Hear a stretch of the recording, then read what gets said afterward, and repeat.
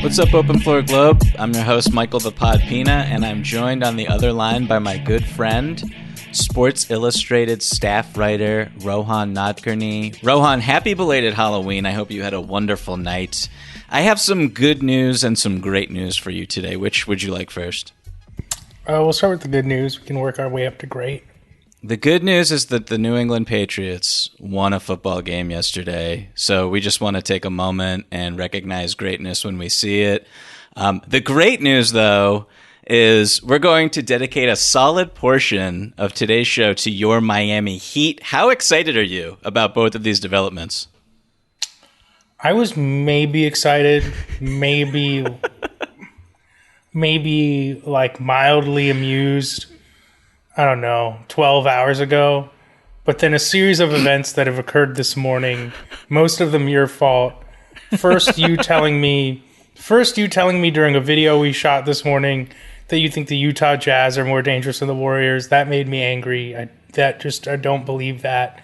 That's you just doing your little try hard, like, synergy stats bit, which is bullshit. And then I had to write the blurbs for SI's Power Rankings this week, and just my disdain for the bad rankings by our coworkers. You told me you had the Bucks 13th, which I think is comical. Yeah, I just somebody woke up on the wrong side of the bed this morning. No, the thing is I woke up on a decent side of the bed this morning, and then these things happened, and now I'm just fed up. Now I'm just absolutely fed up. Ruined my Halloween, which included seeing The Last Duel in theaters. Shout out to Ben Affleck is in a movie, and then Matt Damon's in a different movie, but they're on screen together, and it's really remarkable stuff. Was it good? Just give me the thumbs up, thumbs down. Yeah, it was good. Thumbs up. Okay, I'm going to see it. Not in theaters, but I will see it before I pass away. Did you have a Halloween costume this year, Mike?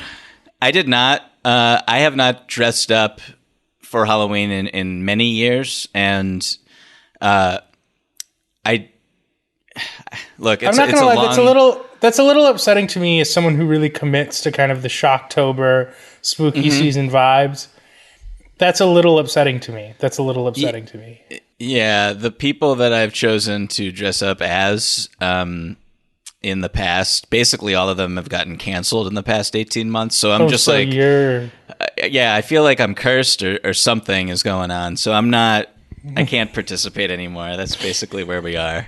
You were going to go as Dave Chappelle this year. Exactly. Yeah. So, bingo. So hopefully in the future I can dress up again. Okay. But not any. Did you have a costume, Rohan? I did. I was part of a duo costume. Shout out to my guy Sean Yu. We attended a Halloween party together as the scene in Squid Game with the red and blue squares. Right before at the train station. So Sean was the mysterious man in the suit. I was wearing a blue hat. I was dressed like the main character, and I had some makeup on my cheek to make it look like I'd been getting slapped repeatedly. So, and then we made little red and blue squares out of construction paper. So, I like that. I like that a lot. Performance, yeah. I like that a lot. I hope that is in like 10 years when you're showing photos of this costume to people, everyone knows exactly what's going on, and it wasn't frozen in amber as a cultural touchdown. Either way, I'm fine with it. It's either way, absolutely. It's a good story. Real quick before we move on, did you get slapped in the face actually, or was it just fun and games? Serious? I told him that I was willing to eat some slaps, but it didn't come to it. It didn't come to it. So that's probably for the best. Yeah. Okay, wonderful. Well, before we get into today's show, just a quick reminder to all of our wonderful listeners to please keep your emails coming. Openfloormail@gmail.com. That's openfloormail@gmail.com. We'll get to a few mailbag questions later on in today's episode, but I want to begin with those aforementioned Miami Heat. Now, I should preface this by saying Miami comes in at number one, as you said on our power rankings this week. They're 5-1 with double-digit wins in every game. They just beat the Grizzlies on the road without Bam Adebayo. Zooming out, they had an offseason that was celebrated and applauded in every corner of the internet. They went to the finals 2 years ago. They have a Hall of Fame head coach who's as inventive as he is obsessive, as he is bold. I feel like still there's a chance you and me and a lot of people managed to underrate this team coming into the season. Las Vegas gave 10 other teams better championship odds in the preseason. I think I predicted they would finish 5th or 6th in my Eastern Conference standings. 538 projected a 6th place finish in the Eastern Conference. So where we stand right now, Ro, is what we've seen for real? Just how good is Miami from what you've seen so far? I mean, the short answer is who knows, right? There's just so much variance in these early season games. Like, if they went on this 6-game stretch at the last 2 weeks of January, would we be calling them the best team in the league, or would they just be getting hot at the right time? You know, you can look at their wins and they really cut either way. I mean, beating Charlotte, beating Brooklyn, beating Memphis on the second night of a back-to-back without Bam, those are good wins. Then you could say Memphis was missing Dylan Brooks. They beat the Bucks when the Bucks were really shorthanded. We're just at that point in the season where you can really go through teams and nitpick right now. Miami currently is the best net rating in the NBA. I think they have a top 5 offense. And I believe currently the best defense as well. I'd be a little surprised about those. Their defense looks really good. If there's one thing that I think is really here to stay from their start, it's their defense. I also think their offense, I don't think it's going to finish in the top 5, but I also think it'll be better than it's been. Their shot profile is weird. I think they're one of the teams taking most of their attempts from 2 during the regular season. Like, you have a team like the Jazz that's almost 50-50 2-pointers and 3-pointers. Then you have the Heat, who are taking way more 2s and a lot of mid-range ones as well. Guys like Tyler Hero, Jimmy Butler, even Markieff Morris, strangely, a lot of mid-range 2s. So they're just, you can nitpick and start to find like little flaws, but you could also do that with every single team right now. And ultimately, at the end of the day, what matters, you mentioned, those 5 wins have come by double digits. The only loss came with Kyle Lowry out of the lineup. It is important that, even if it is early season, even if other teams have injuries, the fact that they are winning by so much does say a lot about this team.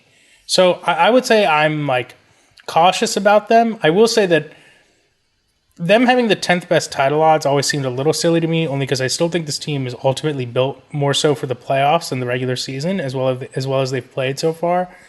So it's been an interesting start, definitely. Though the way I would sum it up is, do I think they're the juggernaut they've shown to be thus far? Do I think they're going to go on a Jazz-like run through the regular season, or be one of those great regular season teams that you see kind of pop up every couple years? I don't think they're quite that good, but I think they can be a formidable team in a race that I know we kind of say this every year the last couple years, but feels really wide open right now. Yeah, you're not wrong in anything that you said. I don't think. We're very early in the season. There's a lot of small sample size theater going on, particularly with Miami's relationship to the 3-point line. They're giving up a ton of threes. They're getting some lucky bounces, of course, from opposing 3-point shooters. It's strange how, last year too, I think they might have given up the most threes in the league, or were up there. It is weird how many threes they give up. They did. They ranked dead last year. They are pretty good protecting the rim, though. That's kind of been their calling card.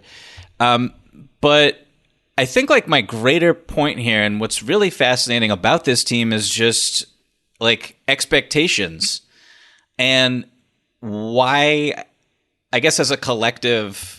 And these things are really hard to kind of wrap your arms around. But coming out of the offseason, we loved their offseason. We were they get Kyle Lowry. They re-signed Duncan Robinson. They signed PJ Tucker.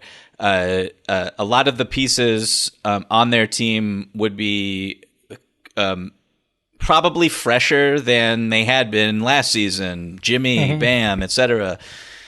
And then it was just like, I don't know what happened, but general opinion was just like, you know what? Actually, and I'm guilty of this as well, but it was just like, you know what? This team's really old. And this team's going to need to figure some stuff out. They're adding Kyle Lowry in. He's a big piece. They're going to have to change the way they play a little bit. Tyler Hero's this big question mark. He's coming off a disappointing sophomore season. How's he going to look? And, do they have enough spacing?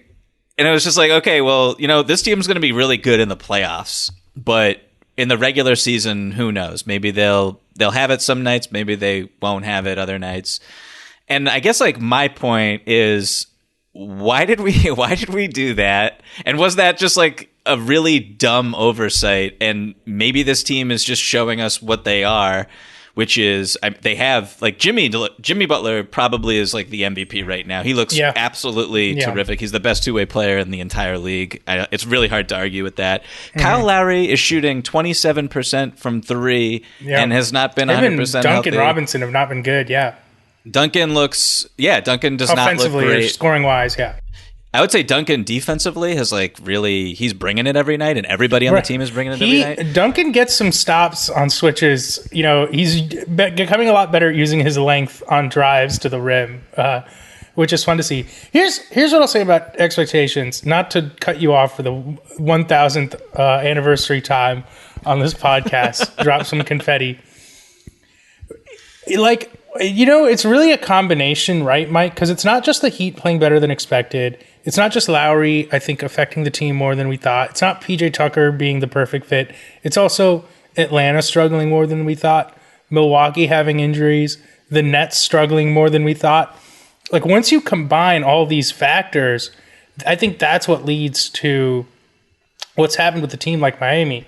Atlanta starting 3-3. Atlanta, after the first game of the season, when Atlanta blew the doors off the Mavs, wouldn't you have expected the Hawks to have this type of start, not Miami? Yes. I don't think anyone saw James Harden averaging less than 20 points this far into the season, even if it has only been 6 games. So it's just, to me, it's a combination of all those factors. I will say that, I remember Chris Mannix writes these scouts takes. He gets opinions from scouts before the start of every season. One of the scouts says, is Kyle Lowry really that much of an upgrade over Goran Dragic? Did I say that also in the pod? Did I ask that question? We might have maybe brought that up. Here's what I'll say about that. And I love Goran Dragic, but Lowry has just kind of changed the style of this team, and I think that's what's been more important. You mentioned he hasn't even been scoring the ball yet. But you watch their games. I think Miami is still a little bit below league average in pace, but they've been bottom 3 for most of Spo's tenure. They play slow. The fact that Lowry's given them such an uptick in pace, he loves to throw these hit-ahead passes to Jimmy Butler and Bam Adebayo. They're getting all this early shot clock offense now. Lowry's completely changed the tenor of how they play offensively. And he's made Jimmy Butler's life so much easier. Jimmy Butler can just focus on scoring now, and I think it's paying huge. It's the best he's looked offensively during the regular season for the Heat, and now his 3rd season there. It's the best he's looked in Miami. So, Tucker's also been great. He was not playing offense for the Bucks, and he just looks more spry on that end. I still think the trick is, Mike, the 82-game regular season is such a marathon. It's so grueling that, like we mentioned, they lost the one game Lowry was out. Their depth feels so thin to me. If they lose, they won without Bam, which was pretty shocking to me, that win in Memphis. I don't know. I still find myself really hesitant about this team because I wouldn't say it's been fool's gold. They've performed really well. To me, it just still feels like at some point the rigors of the regular season will catch up to them to a degree. I know that they have a crazy stretch of 23 out of 36 on the road or something like that. Maybe that'll even things out. But yeah, it's been crazy. I just don't know how much stock to put into it. A quick word just about Jimmy Butler and his relationship to what is sustainable about this team. his PER right now is 30.6. He's averaging the most points per game of his career. His field goal percentage has never been higher. His usage has never been higher. He's averaging 3 steals a game, 2.8 to be exact. Like, this guy is just... I feel like what he's doing, honestly, is sustainable. You know, he's not deviating too much from who he's been his entire career. It's not like he's all of a sudden caught fire shooting or, He's taken 1.3 threes per game. Like, this is just what he is. And he's still getting to the free throw line. He's still drawing fouls and just being, like, really stubborn in his ability to draw contact and... Which is something that a lot of the league is struggling with. So to his credit, he really hasn't had to adjust I think it was much. JJ Redick who said this on his podcast, but it basically to the effect of Jimmy's never tried to trick anyone. He's about that contact life, you know. He is taking hits. Can I admit something? I was watching. Jimmy Butler played such a complete game against Memphis on Saturday. And I just had a moment. I had a brief... He was guarding Ja Morant. It was he was guarding... Exactly. Dude. Something I genuinely love about Jimmy Butler is from the opening tip, he will guard the other team's best player. Like, if that's what Spo wants him to do, he'll do it, you know? Like, he's not one of those guys that's like, I'm going to save until the fourth quarter. He's guarding Ja Morant. He's getting all these steals. He's scoring. I had a brief fleeting moment where I thought, this is just as satisfying as it used to be to watch Dwayne Wade in 2008, 2009. Just a brief moment where I said, wow, this is up there for me. This is up there for me. Jimmy Butler, man, if you're playing like this because I ranked Jason Tatum ahead of you on our top 100 list, you're welcome. I did whatever it took to get this performance. I like how you just suddenly started talking to Jimmy on the pod. Yeah. Like I got confused for a second. Like, did you forget who I am? Did you forget your name? Yeah, man. Listen, it's been fun. I don't know if I'm just like trying to like stop myself from getting hurt that I can't like fully buy into this Heat team yet, but they've been so much more fun to watch compared to last season. And I really just think the big thing is, as great as they've been, I think what's more important is all the teams I think we thought were going to be really good just have not been as good as we thought they would be. And the one real exception to me is Milwaukee, just because they've had a ton of injuries. But like Brooklyn and Atlanta, they don't really have those excuses. I mean, Brooklyn has the Kyrie situation, but you can't, whatever. The Celtics also have looked very bad. Can I ask you about the Celtics? I mean, they've also had their own injury troubles. I wrote about this in Power Rankings. I mean, Horford, Smart, Williams, they've had important guys miss time. Yes. Okay, headed into this season, did you consider the Celtics to be like, not that I would say that the Heat were like in the title mix, but people would like to bring them up as like a dark horse or like a team that could perform well in the playoffs. Like, where did you kind of have the Celtics headed into the season in terms of like championship conversation? In terms of championship conversation, they would have been a long shot. But I don't... Look, I think one of the number one things that's been a little troublesome about their start is, like, frankly, I thought that Jason Tatum would be a lot better.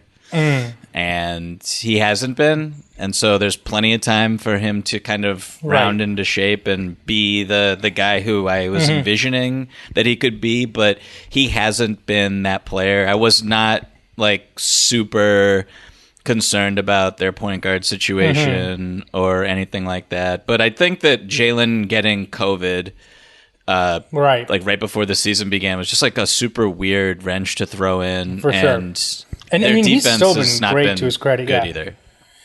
I guess what's strange to me about Boston, I was thinking about this recently, is and Tatum has a lot of time to figure out not only this season, but like he's going to be great like the next 8 years. You know what I mean? Like he's got a lot of time to turn into that guy.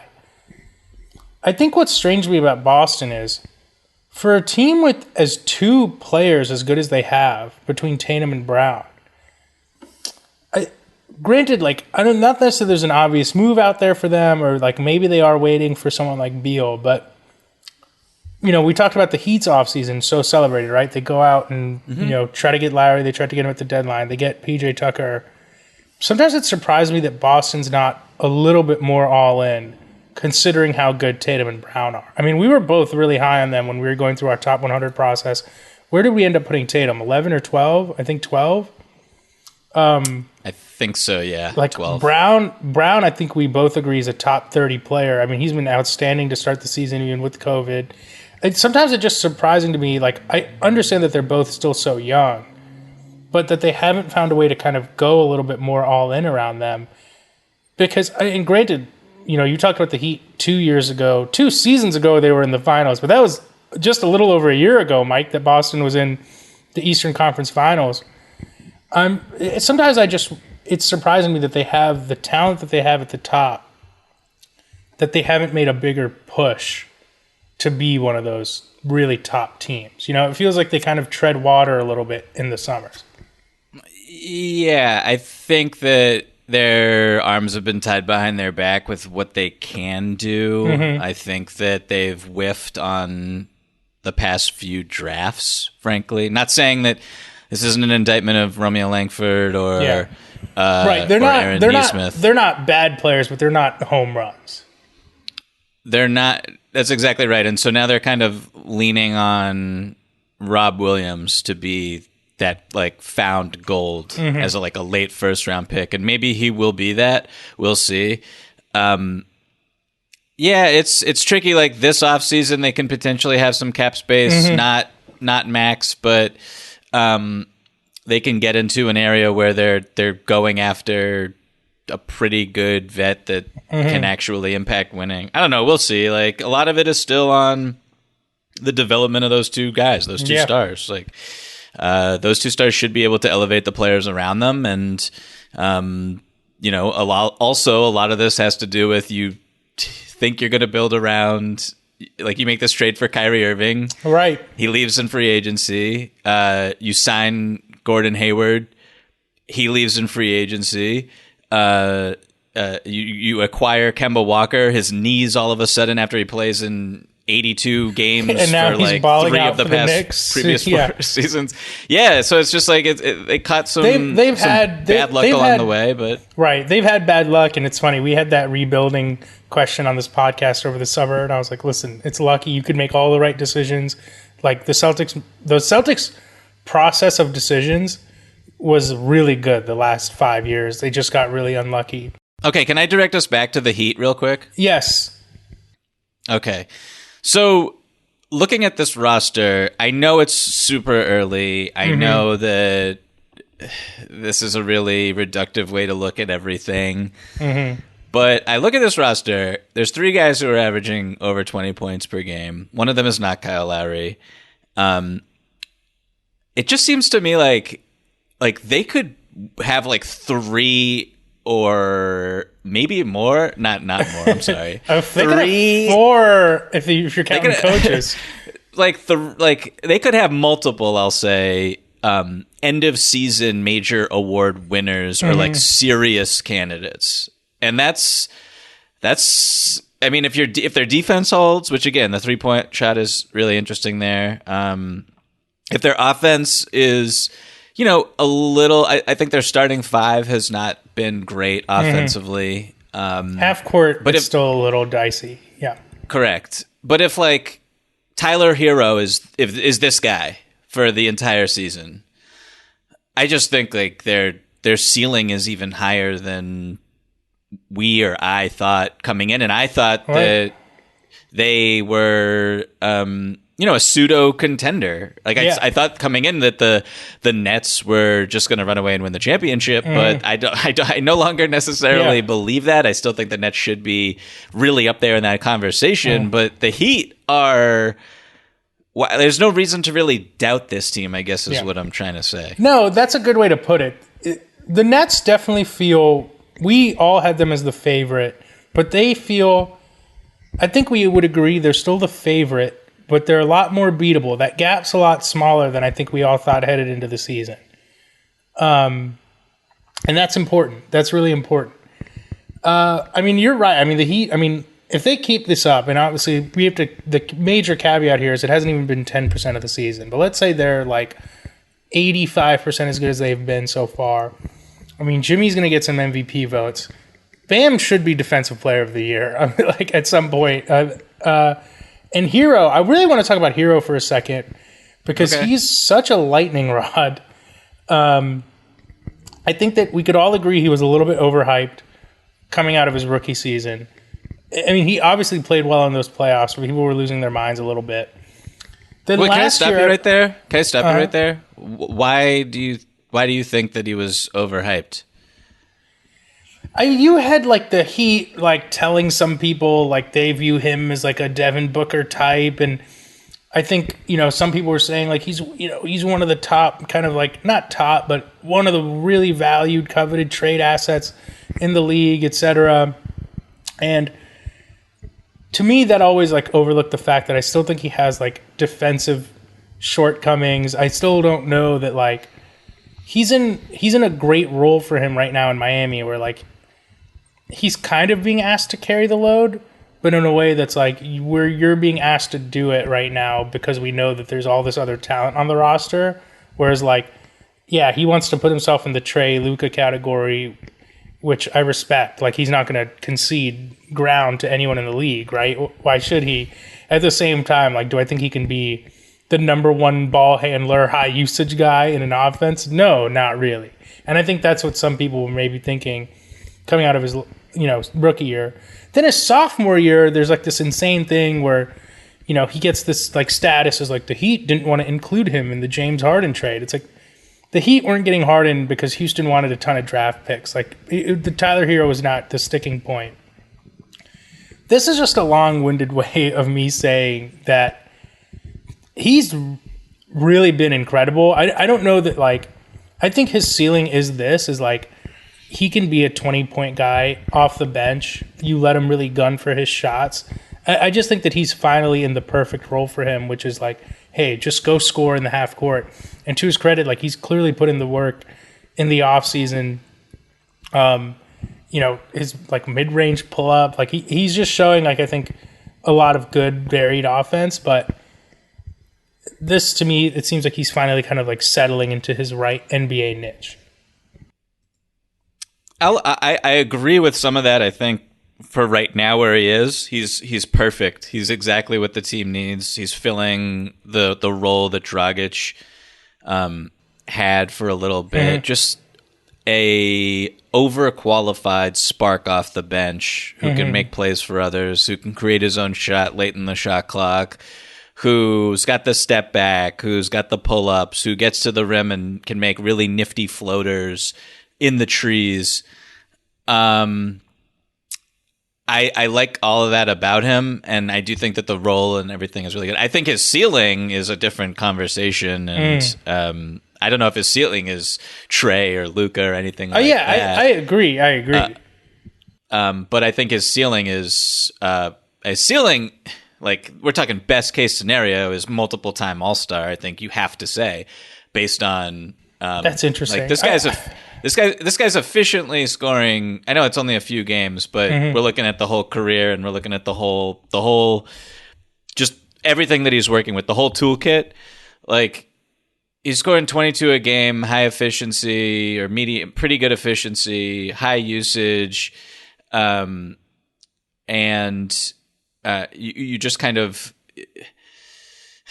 like looking at that. It's I don't know why he wouldn't be, if he continued to trend in the direction he's in, he wouldn't make multiple All-Star teams, I guess, given his age. He's 21 years old, or 22 years old. I know, it's interesting. But let me put it this way. If you put their stats, like their counting stats side by side so far this season, not to come back to the Celtics again, but like if you put Jaylen Brown and Tyler Hero's stats side by side this season, you'd be like, these are two pretty similar players. Like, and then there's a reason why Jaylen was like top 30 on our list and Tyler Hero was off it entirely. It's just so different when you get asked to do it as a starter or you get asked to do it as the number one or number two option or et cetera. It's just it's very interesting to me. I'm not saying it's impossible that he makes multiple All-Star games.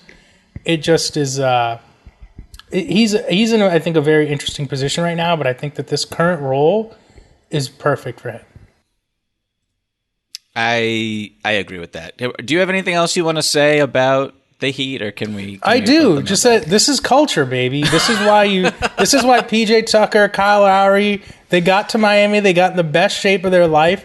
You know, they got the locker room talk from Udonis Haslem. This is how we do things here. Keep that body fat in check. And let's ride, baby. The defense. I'm happy for Eric Spoelstra, who I think since the Big Three has dealt with all kinds of variations and strange rosters, and usually by the middle of a season has figured out a way to make it work. But I think that this team really reflects how Spo wants to play. And it's just fun, man. There's so much more fun. Last season was miserable. It was miserable for a lot of teams, but especially for those teams that made the deep bubble runs. I just think it's great to have an interesting Heat team that's playing more free, more loose. And, Jimmy Butler, man, he just is not in the conversation in the same way with other superstars. But you said a best two-way guy in the league right now.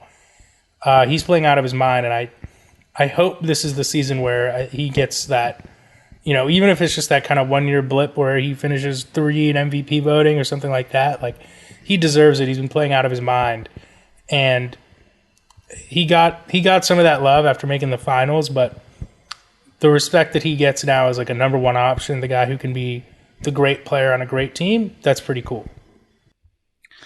Rohan, you're welcome for allowing you to get on the soapbox, talk Miami Heat. We will not be mentioning this team until April, so I hope you had a wonderful time. Well, if I didn't know that, I would have gone a lot harder. I was trying to be measured and responsible this whole time, but I'll just end it by saying Heat in 5 against anybody. Give me the Bucks rematch. Let's go. Yeah, man. Just I want the smoke. Wonderful. Okay, so let's open up the mailbag. We have an email from Lutz, who writes, "Hey guys, I hope you three are well. I am a longtime Open Floor listener, but first-time emailer to the new regime. Have you noticed that a lot of teams are staying under 100 points in this first week of games? I have not checked past seasons, but it feels very unusual in this modern age, doesn't it? More importantly, who is to blame for that? Is it the new non-foul rules? The Wilson ball? Anyways, I was just curious if you have noticed that and have any explanation. Stay safe, take care, and keep making awesome podcasts. I appreciate every episode." Thank you so much, Lutz. And if I'm mispronouncing your name, please let me know. But that was a wonderful email. Rohan, I'll throw it to you. Do you have any hypotheses about what is going on with the low scoring and the drop in offensive rating so far this season? Well, first of all, we have noticed the lower scoring. Mike and I do a video series called Swisher Brick for SI.com. We talked about defense a little bit. We talked about defense a little bit on that show this week. First of all, I'm hoping to do a story about the new basketball at some point. I'm worried that some guys aren't going to want to talk about it, but I have a feeling that some shooters are not thrilled about the new basketball. I think that it's a bigger adjustment than people realize. I just think that there's a lot of reasons why defense is better this season. First of all, last year we saw, how many historic offenses did we see? Teams posting offensive efficiencies higher than the best ever. We're 7, I believe. There were 7. The top 7 offenses last year were the top 7 in league history. Yes. I believe, or 7 of the top 8. Yeah. And, that was just ridiculous. And I think a lot contributed to that.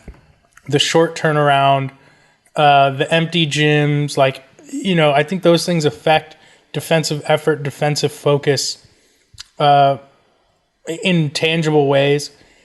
And then this year, I think it's the combination of the more normal offseason, more normal game environment, and then we got to talk about the new foul rules. I think refs are letting them play. I think we're seeing just better, more physical perimeter defense. And it's not just that the fouls aren't being called, is that now you can play defense without the fear that you're going to get some really, really ticky-tack foul called on you. And I think those things are making a difference. Do I think the defensive ratings we're seeing now are going to stand the test of time? Like, I don't think the Timberwolves are going to finish with a sub 100 defensive rating. But I do think that we're going to have en masse a lot better defense this season, and I think it's been a welcome sight, frankly. I know people love scoring, but to me it was getting a little absurd how it felt like you couldn't do anything to stop offenses, and now we're seeing a little more back and forth, and to me that's exciting. Yeah, I think it's early, so there's no firm conclusions here. Offensive rating is at its lowest point since 2016. I think the foul, the change in the relationship between the whistle and contact and all that is super important. Free throw rate is down considerably over the last few years compared to the last few years. I think though, 3-point shooting percentages are also down. The league average right now is 34%. For reference, last year Eric Bledsoe made 34.1% of his threes, and this is some of this is small sample. You know, we're just at the beginning of a season, and we'll see how.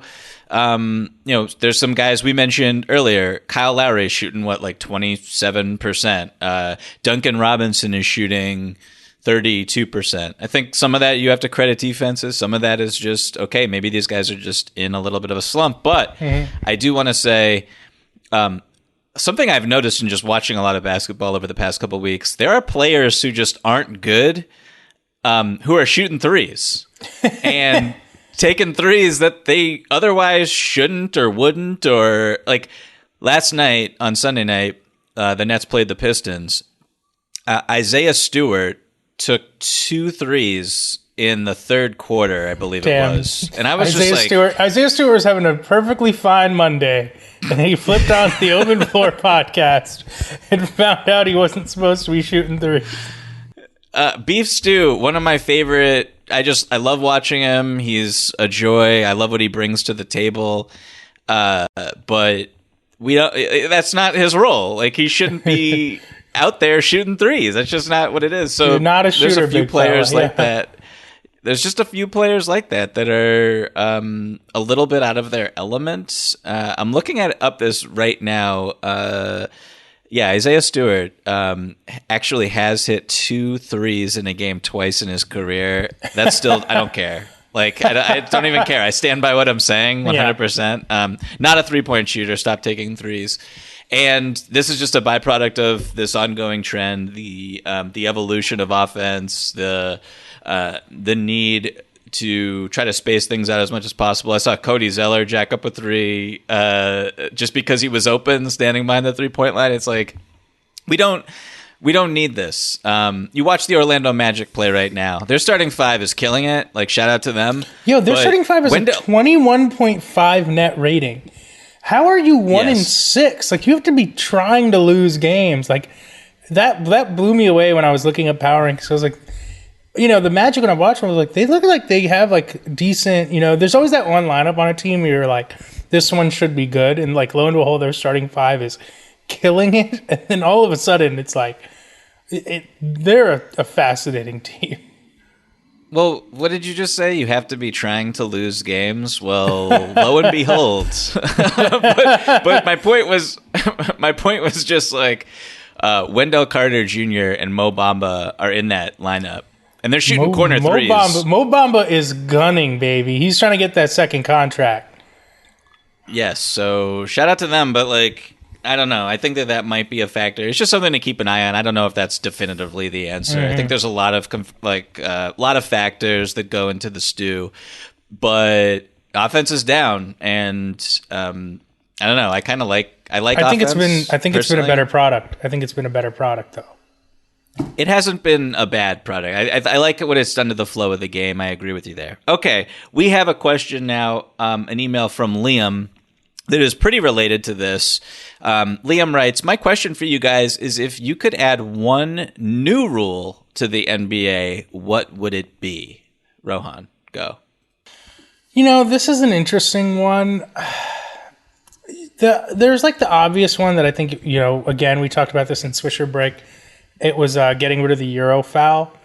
I would take another FIBA rule that I've always loved, which is like practically no goaltending. Like you can knock the ball off the rim and stuff like that. Like I just want to see like more opportunities for NBA players to do athletic stuff. Another one that I think they should seriously look into is getting rid of the block charge. It's one that I go back and forth on all the time, and I'm curious to hear what you think about it, Mike, because on one hand, the players who are good at it, like, are really good at it, and it is a skill. At the same time, it encourages people to just, you see Kyle Lowry do it all the time. Like, he might be one of the best people ever to do it. Or he sees, like, when you're running a fast break and you see Kyle Lowry in front of you, stop. Like, just stop, pull the ball out, run a half-court set. It's not worth it because he will draw the charge. You will not outsmart him. It's not going to happen. But it's just not encouraging people to play basketball. Like, what can we do to like force more people to do athletic things? To me, it's get rid of the block charge. You have to play defense. I like the verticality rule. Maybe find a way to give defenders like a little more leeway on verticality to help compensate. But to me, that's the big one. I'd like to see what a game looked like without it, and I wish there was a way to test it. Maybe they do it in the G League, maybe they do it in the preseason, but yeah, I think something like that where you're kind of taking away this. Also, those collisions, like that can't be good for anyone. Just force them to play defense a little bit. So I have written down here the FIBA rule that you mentioned, the goaltending, just a live ball once it hits the rim. I love that so much, and it would just vault. Could you imagine what Rudy Gobert would do with that rule? I was literally about to say that. I was like, it would vault my Utah Jazz to the championship. It would be a dynasty. Yeah. But so there's that one. I just think that just increases excitement. Exactly. Like if you let guys play above the rim, I think that would be awesome. The Euro foul you mentioned again, like that's just it's a plague. Honestly, it is a cancer. They have to get that out of the game. Do you want to explain it, Mike, for anyone who maybe doesn't know what we're talking about? Sure. So it's basically just when a player, instead of playing defense to try to stop a fast break opportunity, they just commit a foul on a ball handler instead of running back, and it halts obviously the offense's progress, and they're forced to pass the ball in from out of bounds, and it cuts the game's flow. It eliminates the possibility of something very, like, the most exciting things happen in the open floor, and no pun intended, and that restricting that or cutting those down is just not good for the product. It's not good for the entertainment value. So I don't know why it's there, and it's a bummer. Strategically, it makes sense, which is why teams do it. But it's just it's really dumb and it needs to go. I think the block charge that you bring up, I also go back and forth on it. I think it's dangerous in certain situations, but like. It's just become so integral to the game. Yeah, it's hard to imagine it without it now. And so, yeah, guys like Kemba Walker in transition, excellent at taking charges. Kyle Lowry, excellent. Blake Griffin right now, that's like 40% of his value. I was going to say, honestly. That's his number one defensive. Can I bring up an off-court rule change? Sure. What about getting rid of the luxury tax? Getting rid of the luxury, I mean, that would just, I mean, then that just increases the disparity between big market and small market organizations. That's what I hear. But in practice, we see it sometimes with the big markets, right? Like, okay, the Lakers let Caruso go this offseason. You could say that was a luxury tax. But here's my argument. For the most part, the big market teams, when they're good, they're going to spend the money. The Brooklyn Nets are going to be in the luxury tax, and Joe Tsai doesn't care. Okay? I think it hurts small market teams more. Like, let's look at the Atlanta Hawks right now, okay? Or even the Phoenix Suns. Two young, exciting teams who made deep playoff runs last year. I mean, you've already had Atlanta come out and say, we're not sure we're going to be able to keep all these guys. You already had the Suns not willing to commit years to DeAndre. The Hawks, real quick, real quick, the Hawks are paying everybody. So right, but I mean, they have more guys coming up that, I mean, I think they've been honest, like, we're not sure how long we can keep this core. To me, it ends up hurting small market teams more than it helps them. Because once a small market team does get good, they start getting worried about the luxury tax in a way the Brooklyns, the LAs, the Golden States of the world never do. So that's just one that I'm not sure really works as intended. And, you know, more often than not, the big market teams are going to go deep into the tax. Whereas I think the small market teams, you could even go back to the Thunder when they didn't want to pay Harden, et cetera. Like, to me, they get more nervous about it and it ends up hurting them more often because they break up their good teams prematurely. Yeah, I see that point.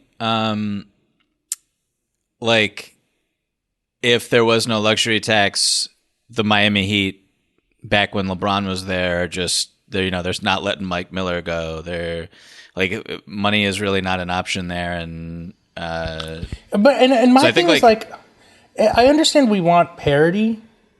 At the same time, like, do we also want to like penalize teams for putting together good rosters? That's what frustrates me, and it's like the Suns, for example. It's like, you know, obviously Robert Sarver can afford it, and there's like a whole, but like, I'm gonna have to watch a team get broken up because of a luxury tax system. Like, that also just bothers me as a fan. It's like, it almost feels like fortunately the Nuggets, for example, are ponying up the cash to keep their core together. But what if the Nuggets were like, I guess we got to trade Aaron Gordon now because we can't pay him, MPJ, Jokic, and Jamal Murray? That would suck. Why should they be like penalized for putting together a good roster? Right? To me, it's a little more counterintuitive than it makes sense, and that's always, you know, it's not like baseball, which is uncapped entirely, and there's, I think, a much bigger difference between the haves and the have-nots. Like, to me, like in the NBA, like, there's still like an art to it, and if you put together a good team, like, I don't know why we're like itching to get those players away from those teams. I think you could see a migration of superstar players teaming up more than we've seen in the past, and like, I don't know. I think that could be really damaging for the small market teams that maybe don't luck out in the draft and get a Devin Booker at 13 or whatever, what have you. I mean, you could go on. There's a lot of different examples here. Or draft a Jokic at 46 or whatever it is. I mean, but the problem is, then those teams get kind of screwed on either end, right? Because you either have to get lucky and get the Booker at 13, but then have to worry about the luxury tax to keep him, Ayton, and Bridges together. You know, or like, maybe I'm being a little too, you know, bullish on it. I'm just not convinced the alternative creates this like huge dichotomy that the NBA is convinced. I think the small market teams want to keep it because they get money in their pockets, right? Like, I think that's the biggest thing about the luxury tax that no one talks about. To me, it's less about quote unquote parity and more about teams just wanting the money that comes with it. And to me, it's like, no, we should just like encourage teams to keep all their good players, not like, you know, it's not just so that Charlotte can be like, oh, we're getting our check from Brooklyn again this year. Can I also say that eliminating the luxury tax takes away a potential excuse for owners who were never going to pay anyway? So that's another way to look at it. Like, yeah, if you were to remove the luxury tax, put your money where your mouth is. Robert Sarver's like, no, there's no tax, Robert, and he's like, oh, okay, well, I'm still not paying DeAndre Ayton the max because I don't think he's a max player. So then it's just then that just gets very, very, very contentious. I don't know. But I think I'd rather it's a have very that. complicated. But I need some like economist or definitely. I'm sure they have economists who are looking at this. And but I need one that's not like, I need one that's not biased. I need like an actual, like, I need like someone in academia, something like some kind of like game theory. Like, I think there's a lot more on the meat on the bone there to be studied. In all seriousness, I understand that it's complicated. Yes. But no, I don't think you're wrong. It's a fascinating thing. We'll have to revisit it at some point down the line. Rohan, we have one last email to get to, and this is a fun one, talking about a team that I've had my eye on and was optimistic about heading into this season. But it comes in from Alec, aka Coach D, who writes, "Hey guys, Coach D here, your formerly despondent Timberwolves fan. I would love your quick thoughts." He threw himself the nickname Coach D. Okay. Love it. I would love your quick thoughts on Anthony Edwards, his play, and any of his comments after their Pelicans loss. The feelings around the Timberwolves blogosphere, especially from phenomenal podcaster Dane Moore, is that Ant is stepping up as the accountable leader on the team. Thanks, all of you, Coach D. Rohan, the Timberwolves, they just had this really heartbreaking loss. I'm sure that this email came in before it happened against the Denver Nuggets, which was actually a very fun game. An intense game. Jokic and Towns, man. I was about to say, watching. No, and that's awesome. I love. One of my favorite things about growing up and watching NBA basketball was big man rivalries. Yes, There's really nothing like it. Agreed. David Robinson versus Hakeem Olajuwon. It's not like perimeter players who duck each other all the time. Big men have to guard each other.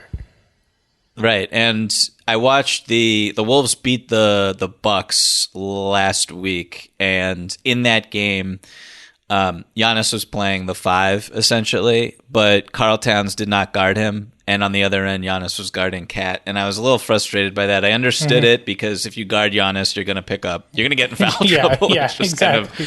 So it would just be stupid to play. DeAndre Ayton was must Cat be nice. Yeah. yeah. But so in this game, I was also I was nervous about whether or not they were going to be matched up, and they were matched up, and it was epic. It was just so much fun. It was a slugfest. It was like a boxing match. So anyway, the Wolves. They rank, first of all, where did they come in our power rankings, Rohan? Too low for me. I think they came in at 11. I wanted them higher than Brooklyn. They were higher than Brooklyn on my list. This is, I'm sure, frustrating, and no podcast listener cares about this. I can't remember what the actual rankings are because I can more so easily remember my own list. We should explain that we aggregate, I think, 5, 6, 7 of us who do it? I can't recall how many. Each week, and so it's a collective effort. It's not just we just Wolves, switch off who writes the blurbs for the Wolves came in at 11th this week. Okay, so the Wolves right now, they rank 23rd in offensive rating, 4th in defensive rating, which is just absolute bizarro world stuff. If you have been following the Minnesota Timberwolves for the past decade, they are first in turnovers forced and last in defensive rebounding percentage. So I don't know how much of the defense necessarily is sustainable. And then when you look at some of the on-off stuff, they cannot score when Karl is on the bench.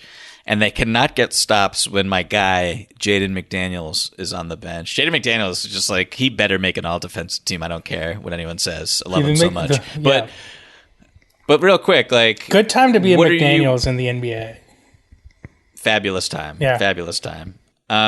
Just what do you make of this team? And, in an abbreviated type of conversation that we just had about the Miami Heat, how much is sustainable here? What is real? What are you liking? What are you not liking when you watch? Well, first of all, Mike, I got to give you props because you said before the season when we were talking about lineups you were looking forward to see play this year. I mean, you shouted out the Timberwolves as one of the teams that you were interested in watching, and they've been really good. I wrote about this in Power Rankings this week. I think that their defense and offense are both going to kind of come to level to a degree. I think the offense is going to improve. I think the defense is probably not going to stay as high as it's been. But here's what's promising. The fact that they've defended at the level that they have with Karl Towns on the court is great. Even if they finish with the 12th or 13th defense, that's outstanding for them. And it's outstanding for Towns because there's been no question about kind of his offensive talent. In early his career, he looked like the kind of guy who should be good on that end of the floor, at least in terms of his athleticism for his position, his length, etc. So, even if they get a little bit worse on defense, they're still going to probably end up with a massive improvement on that end of the floor. The fact that they're defending so well in lineups with both Anthony Edwards and Karl Towns is huge. When you were telling me about Timberwolves lineups you were looking forward to, I was like, what's their defensive rating going to be when D'Angelo, Ant, and Carl Towns are on the floor. I mean, their starting five's defending really well. Anthony Edwards is so fun. He's just so fun. He might be my favorite player in the league right now. Everything he says is incredible. Whoa. Damn, burying the lead. He just is like, the attitude is outstanding. Like, it's refreshing. It's refreshing that he speaks his mind, that he's honest. And on top of that, like, he's a hell of a basketball player, man. And I like that right now.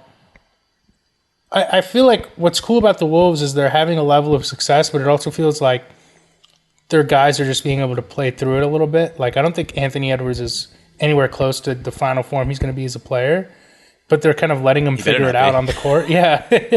But they're letting him figure it out on the court. Like, it's not like he's got like a short leash or et cetera. Like, I think the best thing that can happen for the Wolves, honestly, is to like kind of have this one more year where, obviously at some point you'd like to see Towns like get his team into the playoffs.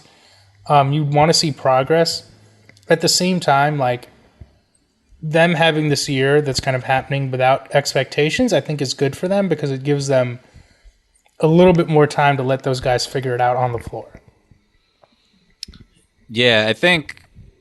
I like this team. I'll just say I think a lot of what they're doing actually not as dramatically as we've seen. I think a lot of it is sustainable, though. I like the improvements that have been made defensively on the personnel side, and then on just how they're playing. And you just throw in Jaden McDaniels into what they do and the havoc that he wreaks. And I know he was on the team last year, but last year he was very young and just not the same type of player, and he doesn't have the same type of confidence that he does now.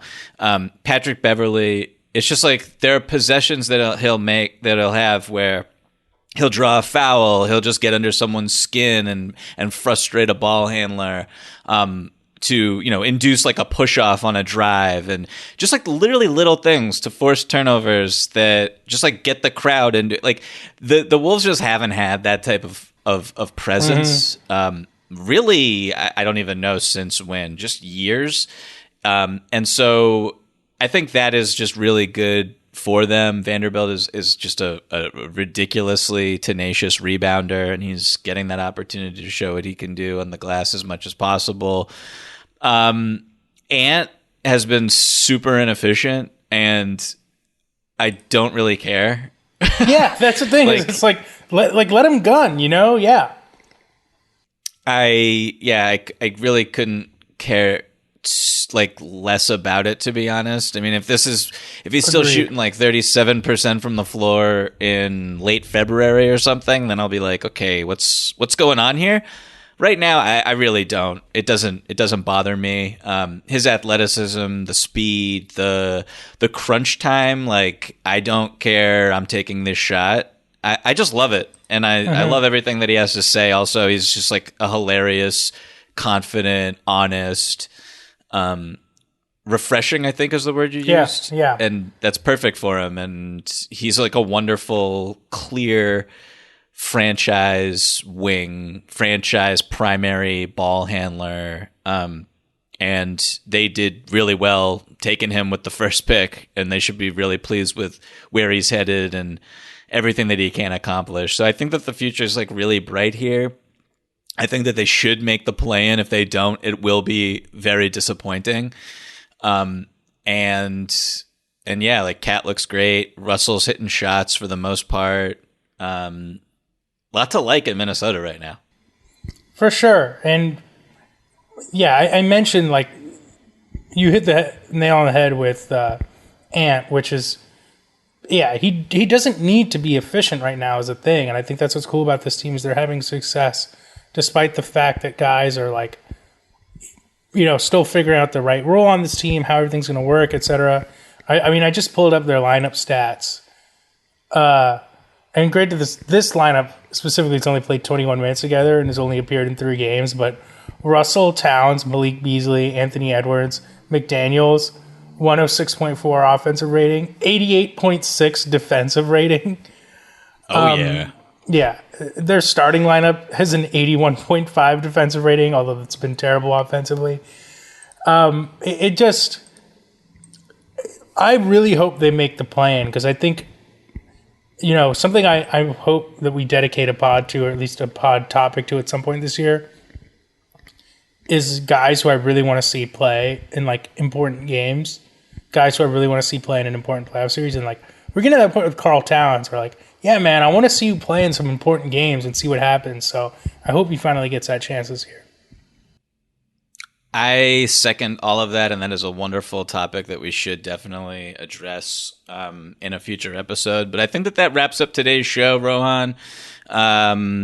Thank you so much to all of our listeners for sending these wonderful questions in. Keep them coming. Openfloormail@gmail.com. That's openfloormail@gmail.com. Everyone continue Mike, to... Yes, Before Rohan. we go, can we do like 2 minutes of Dune talk? All I'll say, I don't want to do too much Dune talk because I don't want to spoil. I respect I don't know who's seen it, who hasn't seen it. Mm-hmm. I will just say broadly, I loved it. I also watched it from home, and I understand the value of seeing it in an IMAX theater. That would have been great. Like, my molars would have been vibrating. Yes. They weren't necessarily vibrating on the couch. So I get all that. It was a little tough to follow along with the plot. Didn't really care. Also, Paul, kind of a baby. But all right, now I'm getting. I think he's supposed to be 15 in the book. Oh, here's what I'll say. I mean, well, spoiler alert: if for some reason you've made it this far on the podcast and you hear me say, "Let's do 2 minutes of Dune talk," and you're like, "I'm going to stay on," even though I haven't seen the movie, just exit the podcast. It's fine. I'll just say broadly that I liked it. I saw it in a movie theater, which was great, and I love Denis Villeneuve's movies. I think he's a fantastic filmmaker. Mm-hmm. This was the movie just a touch bit too self-serious. And you know what? You talk about interesting. They should have marketed the movie as Dune Part 1, which they did not do. Let me just put it that way. The movie should have been marketed as Dune Part 1. I shouldn't have shown up to the movie theater and then the title screen pops up and it says Dune Part 1. And I was like, I knew they were going to cover this in a couple movies, but the ending, I thought, left a lot to be desired. The last 30 minutes of the movie or so, I thought, were kind of a fascinating direction to take the last 30 minutes of a movie of this scale and anticipation, etc. So I'm much more looking forward, I think, to the second one, but still recommend it. Still going to finish the Dune saga, but interesting decisions, I thought, being made. Yes, I agree with all of that. Dune's great. Everyone should go see it. Okay, Rohan, I think we're done now. Thank you again to all of our wonderful listeners. Hit us up with more emails. And everybody, please continue to stay safe. Please continue to enjoy this wonderful NBA season.